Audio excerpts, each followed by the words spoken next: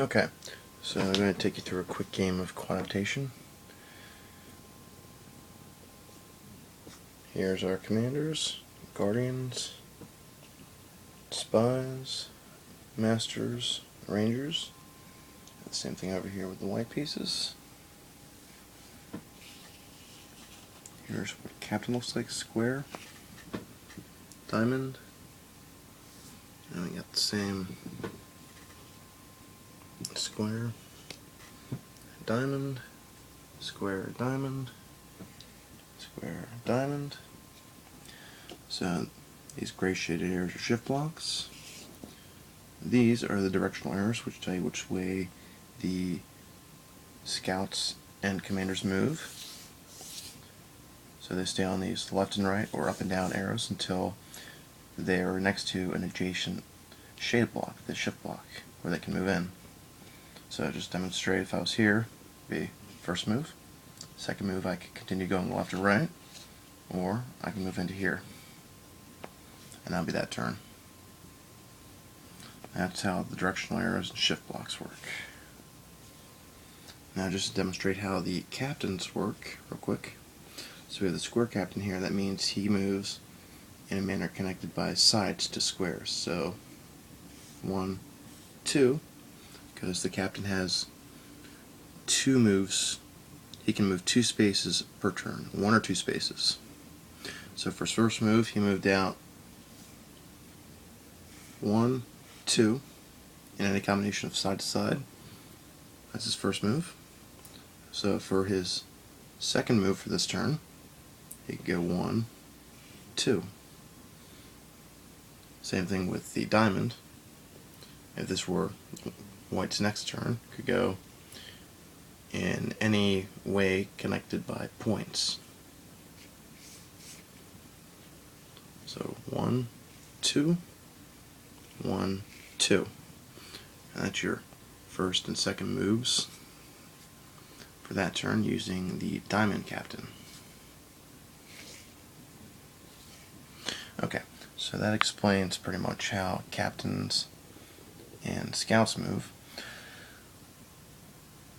Let's start off with a quick game real quick. I'm going to place the red commander. I'm going to place him in the quadrant of the master. Ideally, you want to place your commander, starting off, if you have a preference for what piece you want to get, because that's the object of the game. Besides killing your opponent's commanders, you want to be able to get the elite pieces, the ranger, guardian, spy, master, which will help make it easier to capture your opponent's commanders. So I'm going to have him go for the guardian.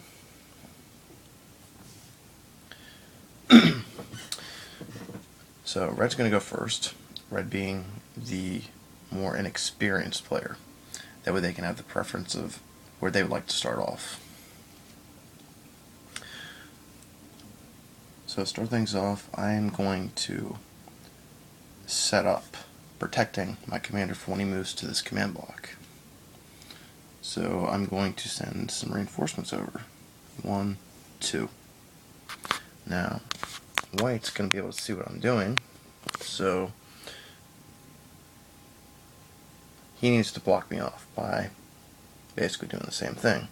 So if he wants to use his captain, 1, 2, 1, 2, this means that if red moves in its next turn, now remember, commanders cannot attack until they've entered a shift block. Scouts and captains can attack each other. So right now both these commanders can attack. They can't be attacked until red enters shift block and white enters the shift block. Once they do that, it's open season. So white's first move was moving here. Or I'm sorry, red's first move was moving here. White's move was moving here. Now for red's next turn, he can go 1, 2. And this means if white's turn and wants to attack, pieces can attack once during a turn. They can't attack twice during a turn. So white could go 1 for its first move, and its second move could attack that. And that's white's turn. Now it's red's turn. 1, 2. And that's how red would eliminate that white piece. Red used up its 2 moves. That's 2 turns, and now it's white's turn. So let's just say white wants to start going after its own elite piece now.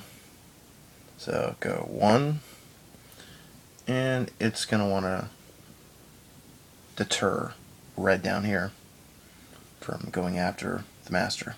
So for its second move, it's going to move 1 piece here. Now it's red's turn again. So red can move to the uppermost part of the shift block, which will get you a second commander, or the outermost part of the shift block, which will get, in this case, the quadrant of the master. So red's going to decide to go for a second commander. Using shift blocks, first move, leave that there so you know what turn you're on, and at the start of the third turn, the second command will be brought into play if red remains right here.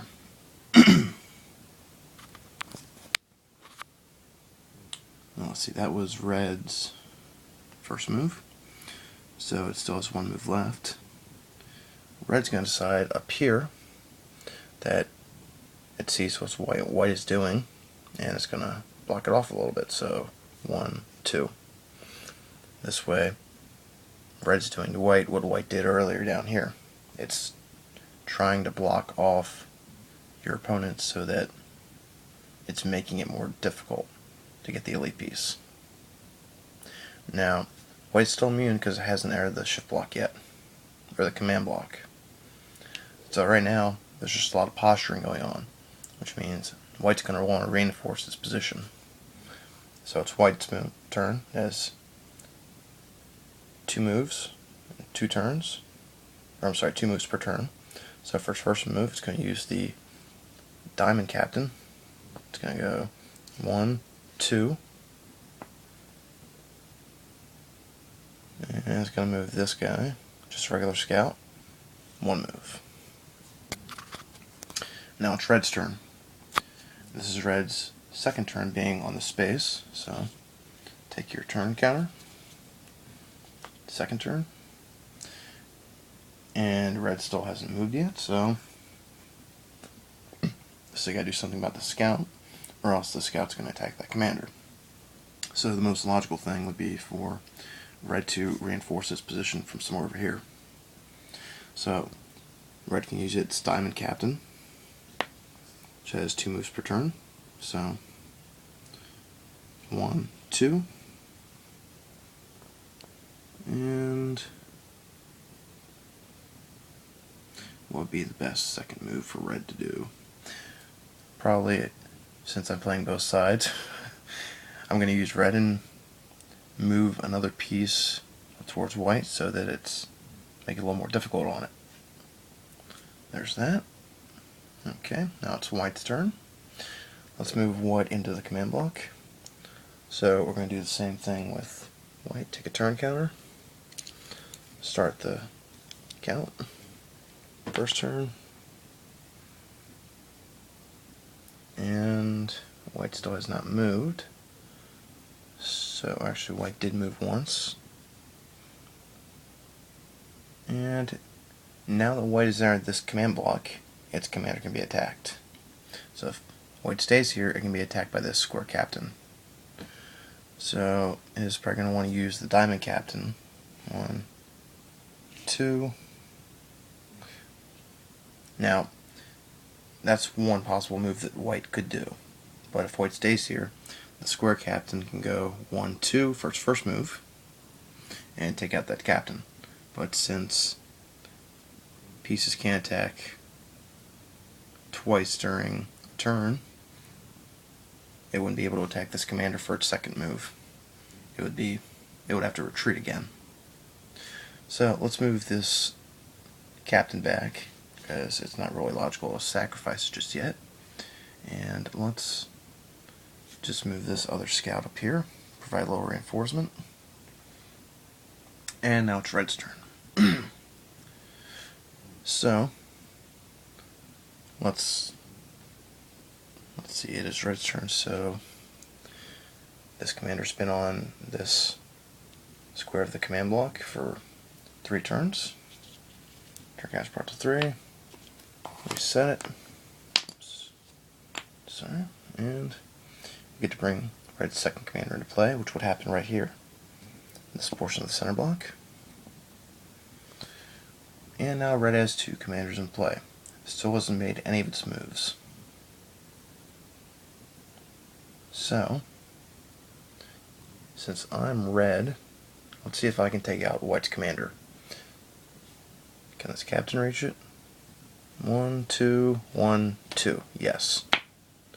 And that's game.